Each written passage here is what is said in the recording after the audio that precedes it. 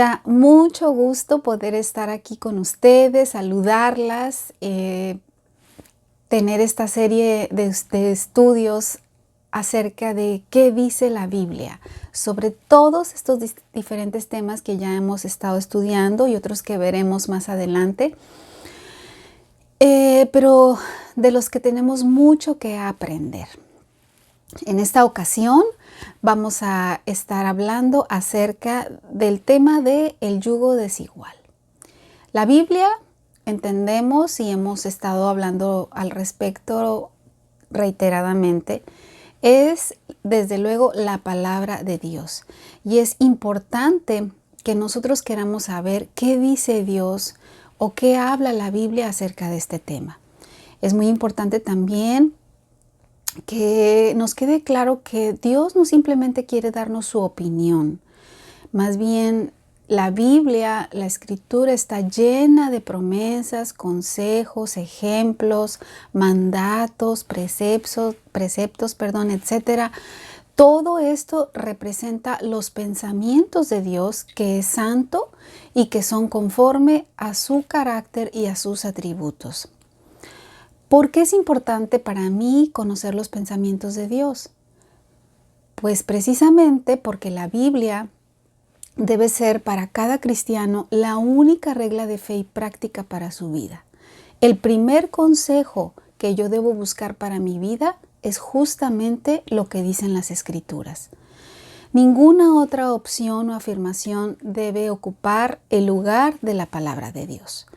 ¿Por qué? Bueno, entonces si queremos responder esta pregunta, me gustaría que vayamos al libro de Hebreos, capítulo 4, versículo 12. Dice así, Hebreos 4:12. Pues la palabra de Dios es viva y poderosa, es más cortante que cualquier espada de dos filos, penetra entre el alma y el espíritu, entre la articulación y la médula del hueso, deja al descubierto nuestros pensamientos y deseos más íntimos. Así que con estas palabras en mente, demos inicio a nuestro estudio de esta semana, por lo que te pido me acompañes en oración. Bendito Padre, te damos las gracias nuevamente por permitirnos tener nuestro estudio de esta semana, pero también gracias principalmente por tu palabra. Gracias porque en ella podemos refugiarnos, buscar consejo, traer claridad a nuestro corazón, reflejarnos en ella como un espejo, Señor. Y nos ayuda, nos confronta, nos alienta. Te doy gracias por este tema del yugo desigual y porque tu palabra es clara y es eficaz en nuestra vida cuando la aplicamos de la forma correcta. Permite que nuestro corazón, nuestra mente esté abierta, esté dispuesta, Señor, y que si en algún área de nuestra vida hemos estado batallando, Señor, con este tema, te ruego en el nombre de tu Hijo que nos asistas con tu Espíritu Santo, Señor, nos des el valor para poder enfrentar cualquier cosa en nuestra vida y desechar todo aquello que me estorba para tener mi comunión contigo, mi relación contigo y agradarte sobre cualquier otra cosa. Gracias por las mujeres de este grupo, gracias por las mujeres que se conectan, aquellas que no conocemos, Señor, que se encuentran en otros lugares, pero que nos buscan este tipo de estudios, Señor. Te ruego por ellas y por cada una de nosotras también. En el nombre precioso de tu Hijo Jesús, te doy gracias. Amén. A través de la historia de la humanidad, uno de los inventos más importantes es el arado. Una pieza sencilla, pero tecnológicamente transformadora y eficaz. El arado permite la siembra y si nos situamos en la Biblia, cuando Dios le da la ley a Moisés en el libro de Deuteronomio, quiero que me acompañes al libro de Deuteronomio, en el capítulo 22, versículo 10. Viene Moisés, Dios hablando a Moisés acerca de diferentes tipos de ordenanzas. Y en el versículo 10, Dios dice, no ares con un buey y un burro unidos al mismo yugo. Así que esta cita podemos entender que el arado es tan antiguo como te lo puedas imaginar.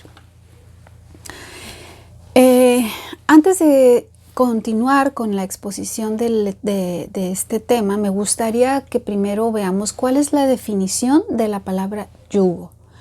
Esta palabra se refiere al armazón de madera que se les coloca en el cuello a la yunta de bueyes o de mulas y que este armazón se le sujeta una lanza para el arado.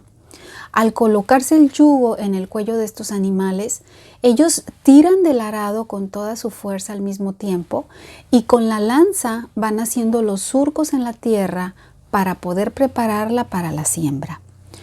Para que esa yunta sea eficaz, los animales, ya sean bueyes o mulas, deben ser del mismo tamaño y en igualdad de fuerza.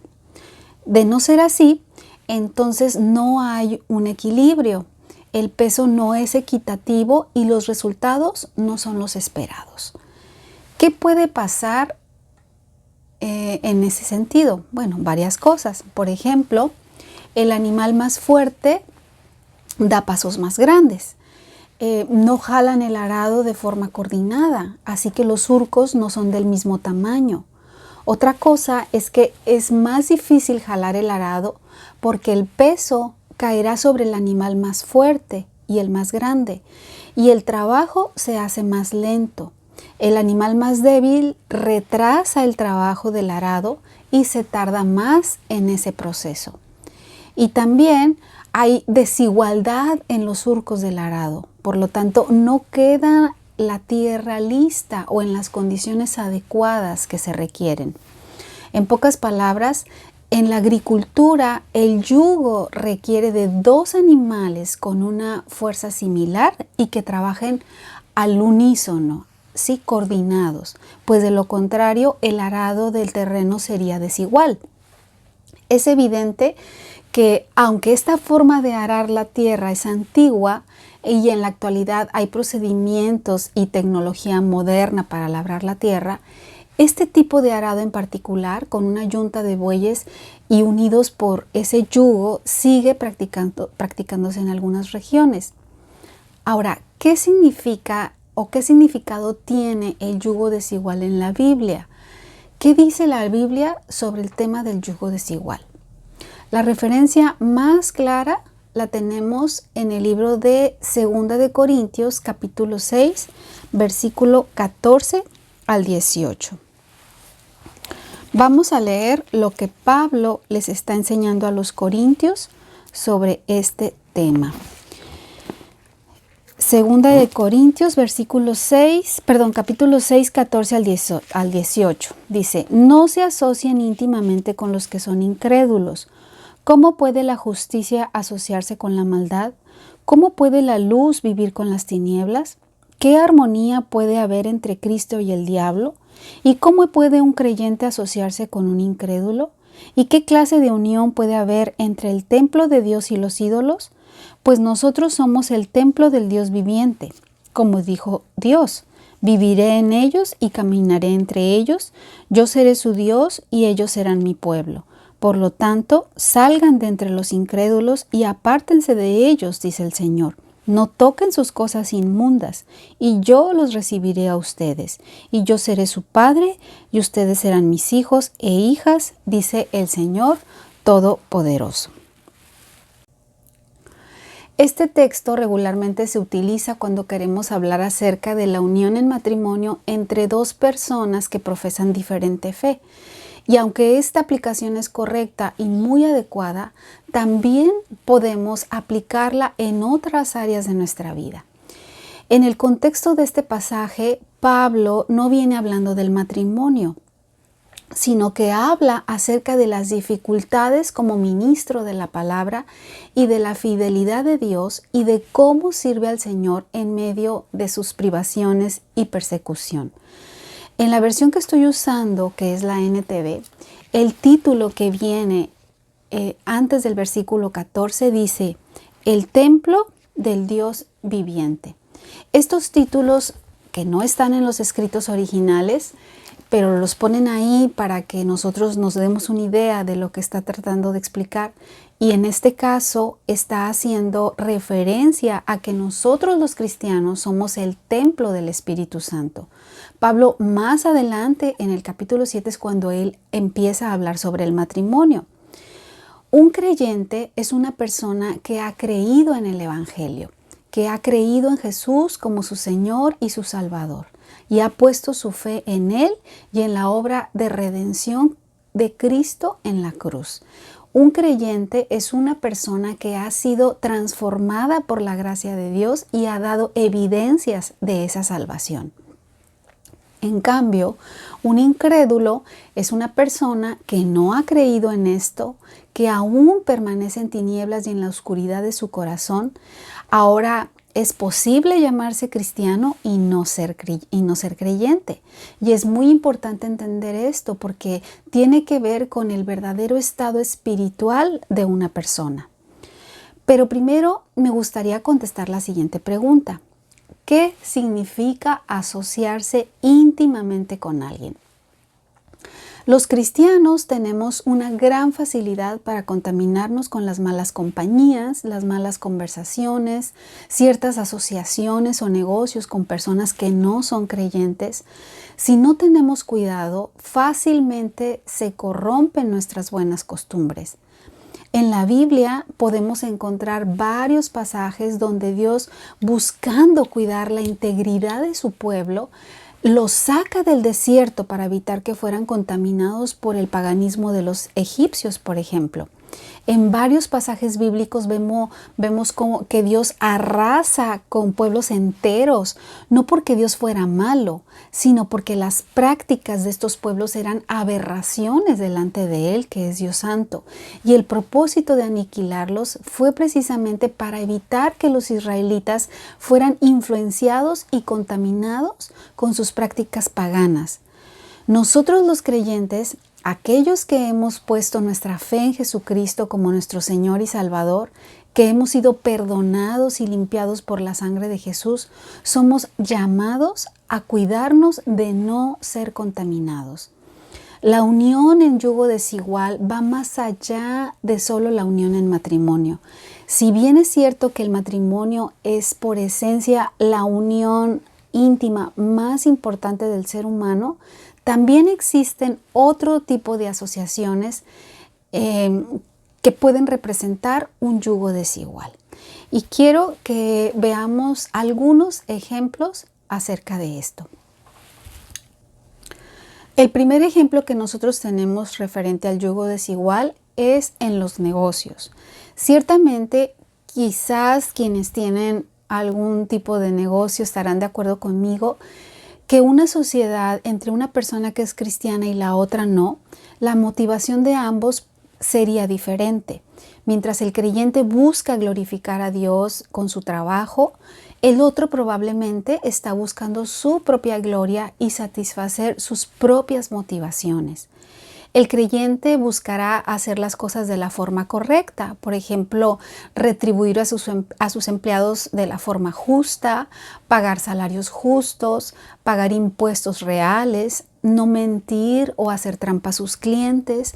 El cristiano siempre estará persiguiendo honrar a Dios, pues el creyente ha entendido que su negocio no le pertenece, es administrador de los bienes de su Señor. Muy probablemente sus motivaciones serán muy diferentes de su socio que no es creyente. El que no es creyente buscaría primeramente sus ganancias, quizás de una forma no lícita. Aunque se espera que el cristiano sea de influencia para aquel que no lo es, lo más probable es que eso sea al revés. Así que aún en los negocios, el cristiano debería evitar este tipo de asociaciones porque corre el peligro de contaminarse con los actos del socio que no es cristiano. Ahora, Entiendo que eso no significa que un cristiano no pueda hacer algún tipo de inversión, por ejemplo, en un banco o en alguna casa de bolsa o en este tipo de compañías que venden acciones.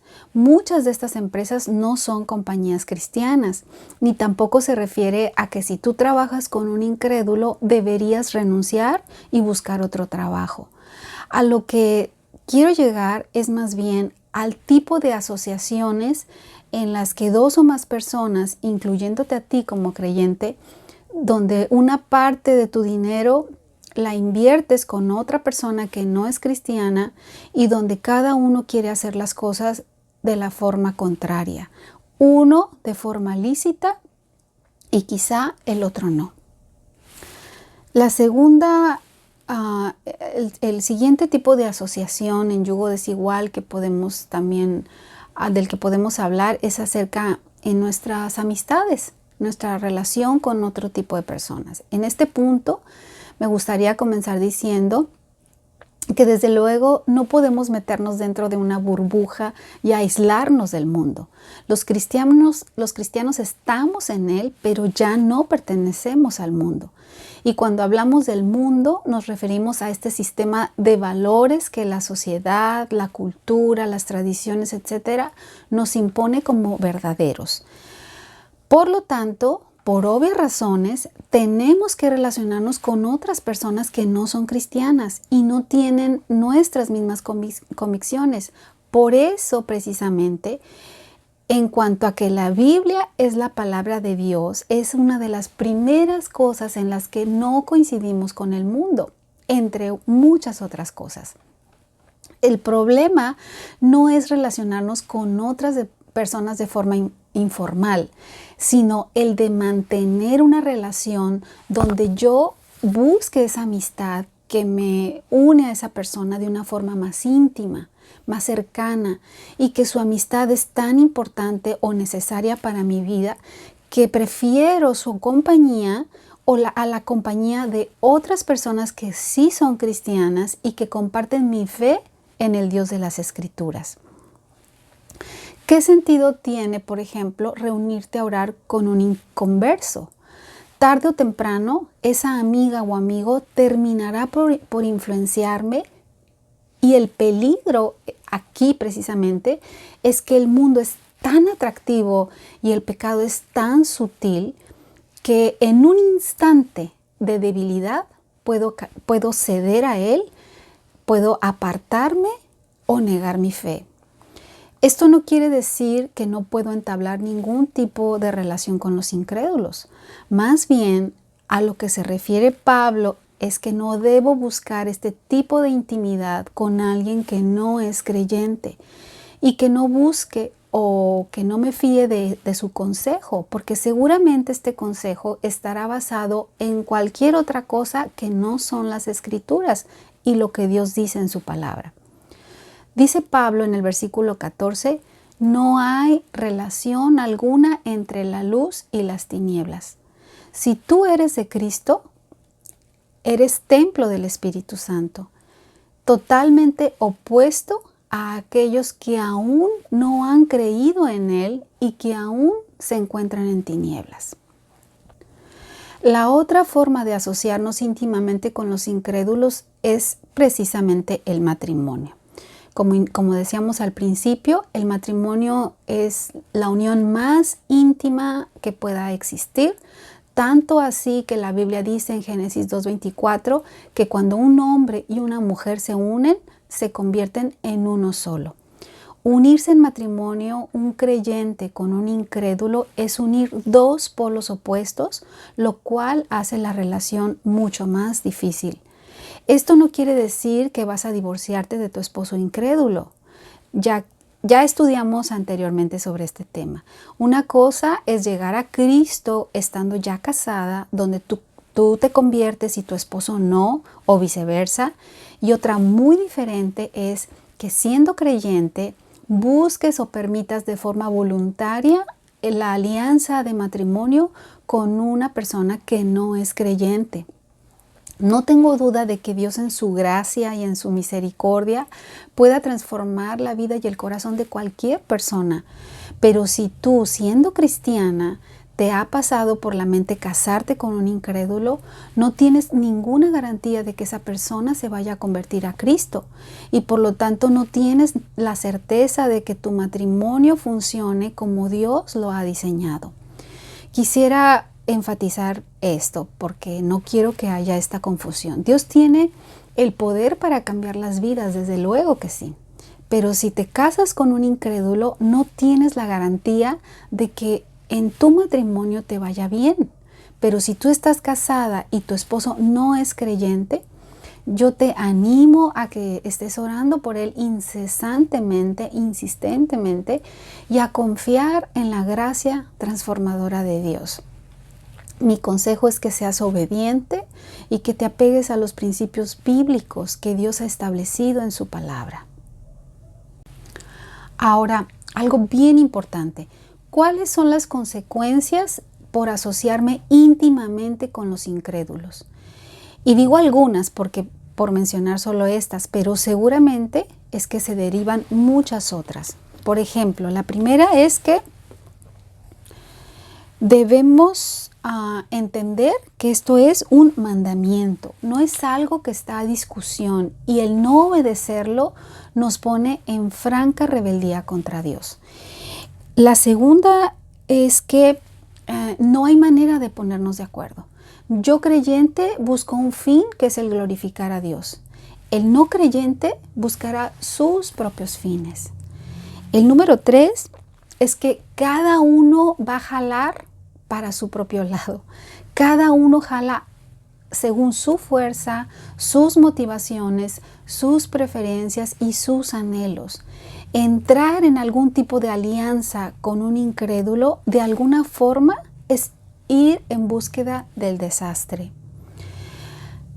El número 4 es que la carga es muy difícil de llevar. Es difícil de controlar. En alguno de los dos va a recaer la mayor responsabilidad y seguramente será en aquel que tiene sus principios, valores y convicciones más firmes y claras que el otro. Y por último, la número 5, los resultados nunca van a ser los esperados. Más temprano que tarde, alguno de los dos tendrá que ceder. El cristiano seguramente es quien se verá mayormente presionado por abandonar sus principios cristianos. Dios nos da este mandato porque Él quiere evitarnos todos estos problemas que van a surgir. Además de que nos aparta de Dios, el mantener este yugo desigual, Él quiere preservar nuestro corazón ante los peligros y resguardarnos anticipadamente para todo aquello que representa una amenaza para mi relación personal con Él. Debemos evitar este tipo de asociaciones que nos comprometen por malas prácticas. Los cristianos debemos ser absolutamente distintos a la cultura, distintos al mundo y totalmente opuestos a los no creyentes. Pablo en 2 de Corintios no se refiere a que no debemos hablar con ellos o de que no prediquemos el evangelio. Al contrario, tenemos un llamado de ir por el mundo y hablar el evangelio. No nos está llamando a aislarnos de los incrédulos, sino que nos separemos de todo aquello que define el sistema de creencias y de conducta de la sociedad y que al final de cuentas termina por contaminarnos. Volvamos a leer los versículos 17 y 18. Dice así: Por lo tanto, salgan de entre los incrédulos y apártense de ellos, dice el Señor. No toquen sus cosas inmundas y yo los recibiré a ustedes. Y yo seré su padre y ustedes serán mis hijos e hijas, dice el Señor Todopoderoso. ¿Qué cosa puede ser más importante para mí que tener la certeza de que Dios me tiene por hija, que Él es mi Padre? Él me manda no contaminarme con cosas impuras, con todo aquello o aquellos que no le conocen, que no le aman y que no le temen. No hay nada en común entre un creyente que ha seguido a Cristo y el incrédulo que no ha creído en Cristo. El tipo de obediencia que Dios exige de mí se manifiesta en una total sumisión a Él. Dios espera de mí como su hija, por ejemplo, que consagre mi vida a vivirla en santidad y a no contaminarme con el pecado. Señor Todopoderoso es un título impresionante que nos revela a Dios como el Omnipotente. Y tan grande como su título son sus promesas. Las amo inmensamente en el Señor y deseo con todo mi corazón que la palabra de Dios se manifieste en nuestras vidas día a día. Y cierro con esta despedida de final de Pablo en el 2 de Corintios capítulo 13, versículo 11. Dice: Amados hermanos, termino mi carta con estas últimas palabras. Estén alegres, crezcan para alcanzar la madurez, anímense unos a otros, vivan en paz y armonía. Entonces el Dios de amor y de paz estará con ustedes. Que Dios te bendiga. Gracias.